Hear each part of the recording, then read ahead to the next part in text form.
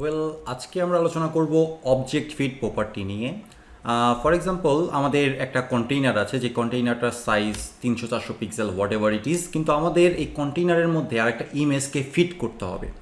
তো সেই ফিট করার জন্য আমরা অনেক সময় উইডথ হাইট ব্যবহার করি, যে কারণে কি হয়, যে কারণে আমাদের ইমেজটা দেখা যাচ্ছে শ্রিঙ্ক হয়ে যায়, ছোট হয়ে যায়, বেকাতেরা হয়ে যায়, অনেক রকম সমস্যা তৈরি হয়। সেই সমস্যাটা সমাধান করার জন্যই মূলত অবজেক্ট ফিট প্রপার্টিটা ব্যবহার করা হয়। তো এই কাজটা বা এই এক্সাম্পলটা বোঝার জন্য, অবজেক্ট ফিট প্রপার্টির কাজটা ভালোভাবে বোঝার জন্য আমি একটা ডিভ নিয়েছি, যেই ডিভটার মধ্যে আরেকটা ইমেজ প্রপার্টি রয়েছে। ডিভের নাম হচ্ছে কন্টেইনার। এই কন্টেইনারের উইডথ হচ্ছে 300 পিক্সেল, হাইট হচ্ছে 200 পিক্সেল এবং মার্জিন 20 পিক্সেল অটো, যেন সেন্টারে আসে, আর বর্ডার দেওয়া রয়েছে 10 পিক্সেল, যেন আপনারা অ্যাটলিস্ট বর্ডারটা বুঝতে পারেন। ওকে, তো এর মধ্যে আমাদের যে ইমেজটা রয়েছে সেই ইমেজের আমরা কিছু কাজ করব। যেমন হচ্ছে এর চাইল্ড হিসাবে ইমেজটা নিলাম, এর উইডথ হিসাবে আমি বললাম 100%, প্যারেন্টের যা উইডথ হবে হাইট হবে তাই। আর এর হাইট হিসাবে আমি নিলাম এটাও 100%, প্যারেন্টের যে হাইট হবে তাই। আমরা যদি সেভ করি দেখবো যে ইমেজটা একটু কেমন কেমন যেন হয়ে গিয়েছে। হ্যাঁ, তো এই সমস্যাটা ভালোভাবে বোঝার জন্য আমরা এখানে 600 পিক্সেল করে দিই, এখানেও 600%, এখানে 100%ই হবে। তো 600 পিক্সেল আর 400 পিক্সেল করে দিই, ঠিক আছে। ইমেজটা একটু বেকাতেরা টাইপের হয়ে যাবে। আর যদি আমার এই কোডটা না থাকতো তাহলে কি হতো, তাহলে ইমেজটা একটু ছোট আসতো।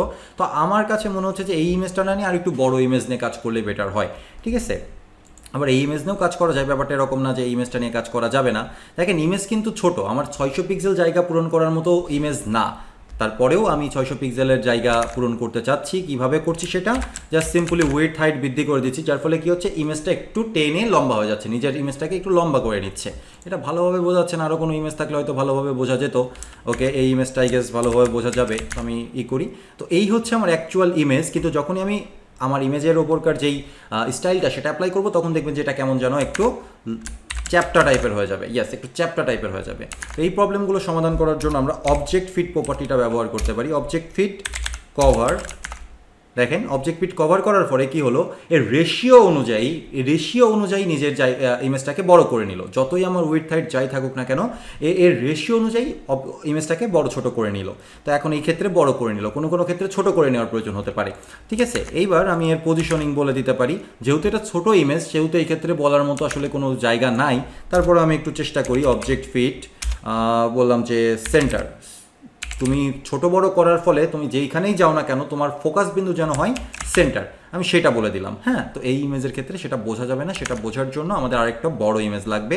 ফর এক্সাম্পল, আমি 1920 একটা ইমেজ নেই, ঠিক আছে। এটা অনেক বড় ইমেজ, আর এখানে যদি কোনো স্টাইল না থাকে তাহলে কি অবস্থা দাঁড়ায়, তাহলে এই ইমেজটা এত বড় ইমেজ হয়ে যাবে, ঠিক আছে, এত বড় ইমেজ হবে। তো সেই ইমেজে আমার অবজেক্ট ফিট প্রপার্টি দরকার নাই আপাতত। জাস্ট আমি বর্তমানে কি অবস্থায় আছে সেটা দেখার চেষ্টা করি। এই অবস্থায় থাকার কথা, এবং এখান থেকে আমি ইমেজটারে দিয়ে দিই। দেখেন, গোল ঘড়িটাই চ্যাপ্টা হয়ে গেছে। আমার এই জায়গার মধ্যে ফিট হওয়ার জন্য ঘড়িটা চ্যাপ্টা হয়ে গেছে।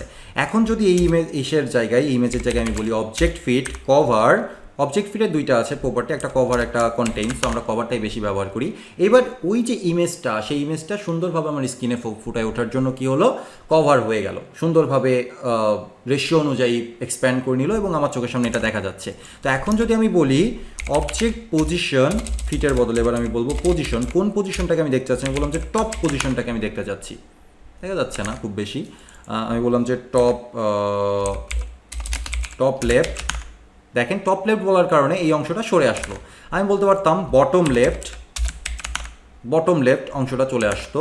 আমি খুব সিম্পলি বলতে পারতাম সেন্টার, তাহলে সেন্টার অংশটা মানে ইমেজটাকে সুন্দরভাবে সাইজ হওয়ার পরে, রিসাইজ হওয়ার পরে, রেশিও অনুযায়ী রিসাইজ হওয়ার পরে যে সেন্টারের যে অংশটাকে সেটা আমার চোখের সামনে আসবে। এর ফলে কী হবে, ইমেজটা খুব বেশি বেকাতেরা হবে না। হ্যাঁ, কালকেও আমি একটা ওয়েবসাইট ভিজিট করছিলাম যেখানে ইমেজের কোর্সের থাম্বনেলগুলো দেখা যাচ্ছে যে বেকাতেরা হয়ে নিজের মতো করে এক্সপ্যান্ড করছে, শিরিং করছে, সেগুলো হবে না। আমার ইমেজটা সুন্দর থাকবে এবং কোন পজিশনটাকে আমি আসলে ফোকাস পয়েন্ট করতে চাচ্ছি সেটাও আমি বলে দিতে পারছি অবজেক্ট পজিশনের মাধ্যমে। তো অবজেক্ট ফিট এই প্রপার্টিটা পরবর্তীতে আমরা আরও ভালোভাবে দেখব যখন হচ্ছে আমরা কোনো একটা প্রজেক্টে কাজ করব তখন।